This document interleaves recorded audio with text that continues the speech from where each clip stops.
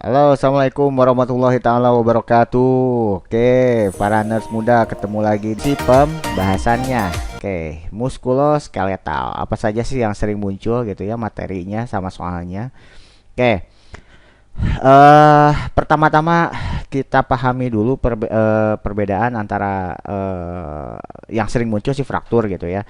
Fraktur dislokasi itu yang paling banyak muncul ya frakturnya gitu ya. Tanda gejala utama pada fraktur pastinya ada perubahan bentuk, kemudian nyeri. Jadi masalah keperawatan utamanya pasti kalau nggak nyeri, eh, kemudian hambatan mobilitas fisik kalau di muskuloskeletal, kemudian eh, terkait cara berjalan tuh biasanya ya menggunakan alat bantu itu seperti itu ya. Kemudian tentang tanda gejala bahaya pada pasien fraktur seperti apa gitu ya. Kemudian tindakannya apa. Oke, mulai. Tanda gejala utamanya nyeri, bengkak, ada perubahan bentuk, tuh kan. Paralisis, parestesi, krepitasi dan kehilangan fungsi. Jadi ini selalu muncul di pinyet gitu ya. Oke.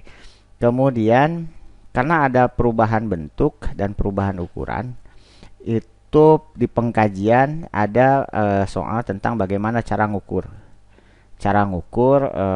terkait perubahan bentuknya. Jadi cara ngukurnya untuk ngukur ada perubahan panjang itu adalah dari ekstremitas bawah mulai dari malleolus sampai ke crista iliaca. Oke. Kemudian pengkajian yang paling penting biasanya eh di sini kan dibilang 5P. Mulai dari nyeri, pain, paralisis, kelemahan, kemudian hilangnya denyut nadi atau pulselessness, kemudian parestesi, kehilangan sensasi, palor, penurunan suhu. Atau kalau bisa juga saya singkat jadi PMS juga, pulsasi, mobilisasi, sensasi gitu ya. Bisa. Jadi eh, setelah bidai, sebelum bidai itu PMS atau kalau ada fraktur apapun biasanya itu PMS itu ya, atau 5P ini pengkajian pada pasien fraktur. Kemudian ini terkait pengkajian neurovaskulernya ya 5P tadi atau PMS tadi. Kemudian yang harus diobservasi terkait neurovaskular eh, dari warna dulu ya. Kalau warnanya pucat, dia mengindikasikan adanya sumbatan di arteri. Tapi kalau warnanya kebiruan, dia indikasinya ada sumbatan di vena. Kemudian terkait suhu, terkait palor ya, suhu. Kalau suhunya di bagian bawahnya eh, terasa dingin, maka dia mengindikasikan adanya insufisiensi arteri. Tapi kalau hangat, dia mengalami cedera yang kemungkinan dia pasiennya mengalami stasis vena. Oke, lanjut. Kemudian movement. Kalau movement, gimana cara mengkaji movement? Jadi pasiennya disuruh untuk menggerakkan jemarinya atau pergelangan sendinya sesuai dengan batas toleransi si pasien. Kalau pasien bisa melakukannya secara aktif, eh, itu secara mandiri. Tapi kalau tidak bisa, maka kita bantu dengan fasib. Kalau ada penurunan kemampuan pergerakan, berarti ada masalah di persarapannya. Oke. Kemudian pengisian kapiler. CRT itu normanya kan tidak lebih dari 2 detik gitu ya. Kalau dia lebih dari 2 detik, itu menandakan bahwa pasien mengalami insufisiensi arteri. Nah, yang terakhir, sensasi. Sensasi ini, pengkajian ini tujuannya adalah untuk mengetahui bagaimana pasien bisa merasakannya, sensasi sentuhan pada ekstremitas. Kalau pasien bisa mendeskripsikannya, berarti masih oke. Tapi kalau pasiennya merasa kesemutan atau baal, itu ada masalah. Nah, selanjutnya nadi. Kalau nadi di sini yang cek nadi distalnya ya, cek nadi papasi daerah denyut nadi yang terjauhnya. Oke, bandingkan kekuatan denyut nadi dengan ekstremitas yang sehat. Jadi yang sakit sama yang sehat dicek. Nah, kalau dia lemah berarti ada masalah. Tidak teraba, masalah. Nyeri ya dengan skala nyeri ya. Oke. Kemudian prinsip penanganan fraktur 4R itu jarang muncul tuh. Kemudian kalau dislokasi, ini tata laksana dislokasi itu RICE, disingkat ya. R-nya rest, istirahatkan, ICE kompres, dingin ya.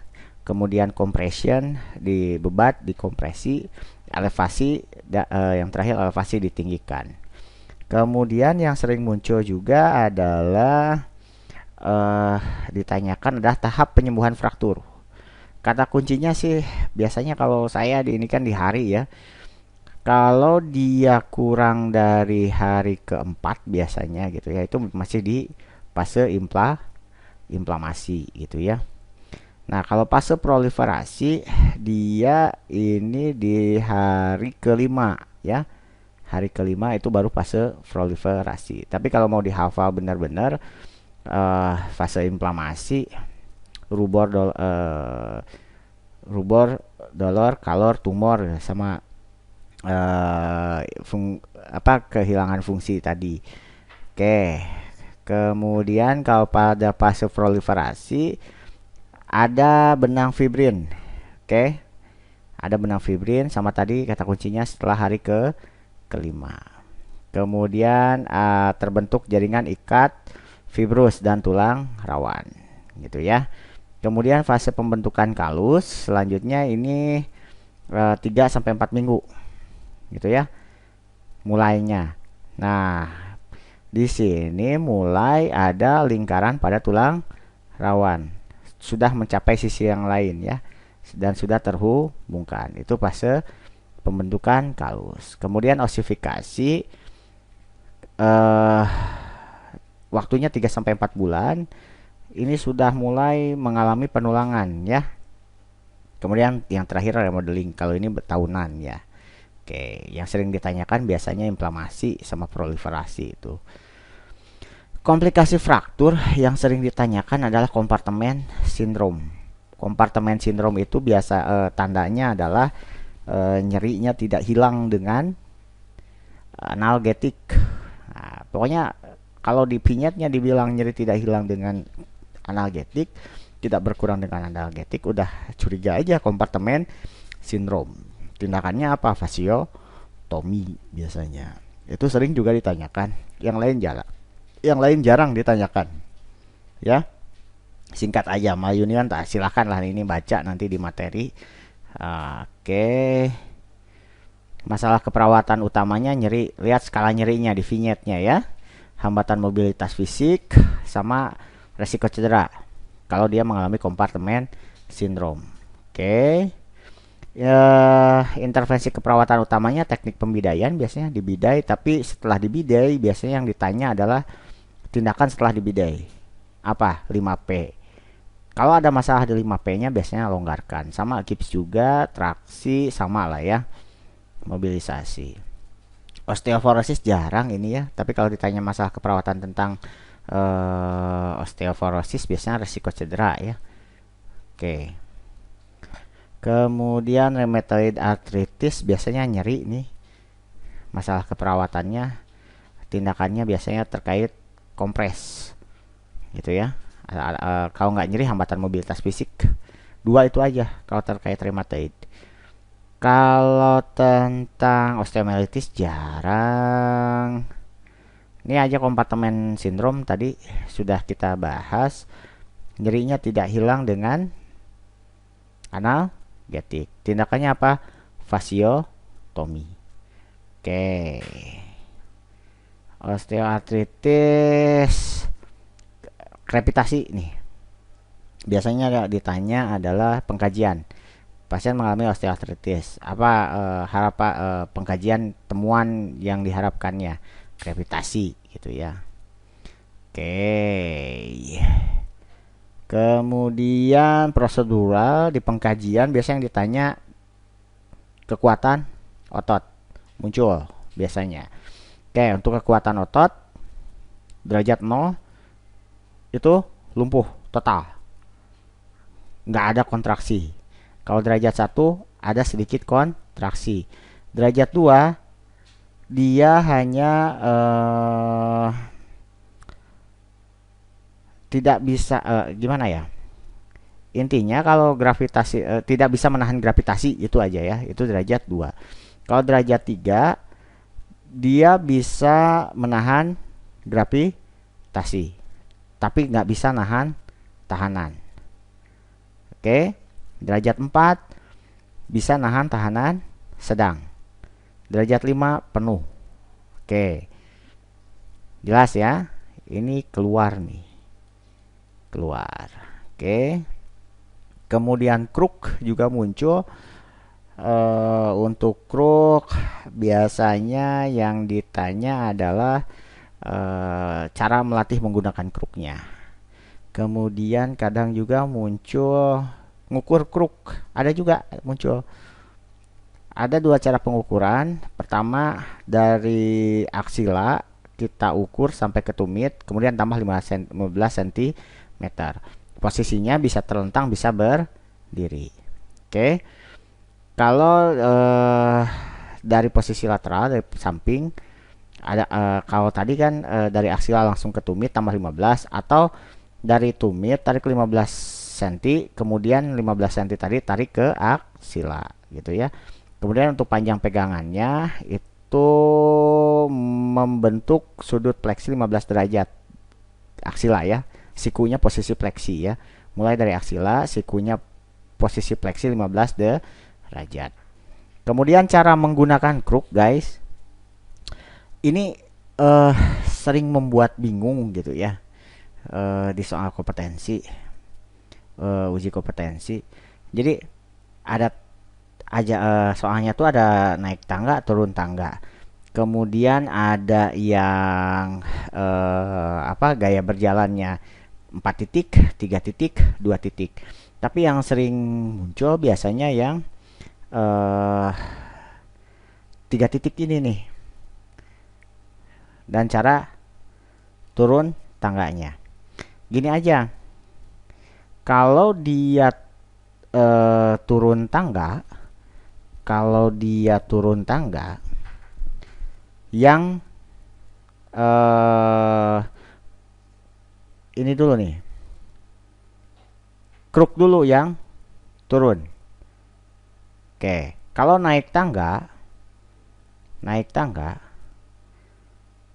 kaki dulu yang tidak sakit yang naik. Mau 2 titik mau 3 titik sama itu. Oke, jelas ya. Oke, itu biasanya yang muncul. Kemudian ROM biasanya itu di hambatan mobilitas fisik, jarang. Ambulasi dini, post op ini ya. Oke, jarang. Diagnosa keperawatannya hambatan mobilitas fisik, ini kata kuncinya intinya ada keterbatasan dalam gerakan fisik. Mobilitasnya harus dibantu biasanya. Oke, nih. Sulit menggerakkan ekstremitas, objektifnya kekuatan otot menurun, ROM-nya menurun. Oke. Kalau perfusi perifer tidak efektif, data mayornya C, R, T-nya lebih dari 2 detik. Udah, ini perfusi perifer tidak efektif. Oke. Singkat-singkat aja guys, biar mudah dipahami gitu ya. Integritas jaringan kulit jarang. Nyeri, kalau skala nyerinya lebih dari 5. Data mayornya itu soal favorit buat kalian ya. Oke, risiko disfungsi neovaskular perifer jarang muncul. Oke, yuk kita latih soal ya.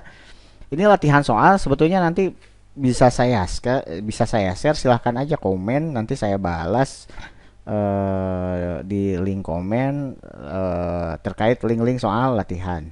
Nanti saya berikan soal TO-nya dan pembahasannya nanti di video-video selanjutnya. Oke, makanya share ya. Oke, kita lihat data fokus pada kasus tersebut. Lead in-nya itu ya, laki-laki 18 tahun di ruang bedah, fraktur tibia sepertiga proksimal tertutup 12 jam yang lalu. Perawat melakukan pengkajian neurovaskuler untuk mengidentifikasi kompartemen sindrom. Data fokusnya tadi kompartemen sindrom apa? Nyeri progresif yang tidak hilang dengan analgetik. Sip. Next. Nih, apa masalah keperawatan utama? Oke, lihat datanya. Laki-laki 60 tahun ke poli bedah, keluhannya nyeri, tapi nggak ada skala nyerinya ya. Nggak nyeri berarti. Ada skala nyerinya 3. Oke, belum prioritas. Tapi di sini skala nyeri bertambah saat pagi. Kesulitan saat bergerak, rentang gerak menurun. ROM-nya ya. Berarti apa? Hambatan mobilitas fisik. Data mayornya ke sana. Nah, ini tentang tangga tadi ya. Bagaimana cara yang tepat penggunaan alat bantu pada kasus tersebut? Ini semuanya tentang turun tangga. Tadi kalau turun tangga gimana? Berapa titik ini? 3 titik. Oke, 3 titik. Kalau 3 titik berarti kedua kruknya dulu turun bersamaan. Kruk dulu, kalau naik tangga kaki dulu. Gitu ya. Kaki yang sehat dulu maksudnya. Oke, soal selanjutnya. Apakah tindakan yang harus dilakukan? Tindakan. Kita lihat. Laki-laki 26 tahun. Nyeri, tekanan darah tinggi, nadi normal, nafas normal, suhu normal. Mengungkapkan kecemasan rencana operasi. Oke, datanya tunggal terkait kecemasan. Berarti tindakannya tinggal kelola kecemasan. Semudah itu ya. Oke. Kemudian skip. Apa ini? Bagaimana seharusnya respon perawat? Kita lihat. Segrade 3C hasil pengkajian pasien mengeluh nyeri skala 8. Masalah keperawatan nyeri ya, tapi yang di sini respon ya. Karena fraktur tidak mungkin untuk dilakukan perbaikan, kemudian diamputasi. Pasien keluarga menolak. Perawat diminta menjelaskan kembali dan keluarga tetap menolak. Jadi kalau ada penolakan kemudian belum dijelaskan, walaupun sudah dijelaskan tanya, sudah paham belum? Gitu ya, terkait penjelasan yang sudah diberikan. Ini ya. Kalau sudah paham ya berarti tinggal hargai gitu ya. Apakah ibu sudah yakin memahami informasi yang sudah dijelaskan? Itu yang paling tepat. Oke, kita lihat soal yang tentang kekuatan otot nih. Berapa nilai kekuatan otot? Oke. Di sini langsung kalau kekuatan otot langsung pasien dapat mengangkat lengannya tapi tidak dapat menahan tahanan. Oke. Berapa? 3 kalau nggak bisa menahan tahanan. Gitu ya.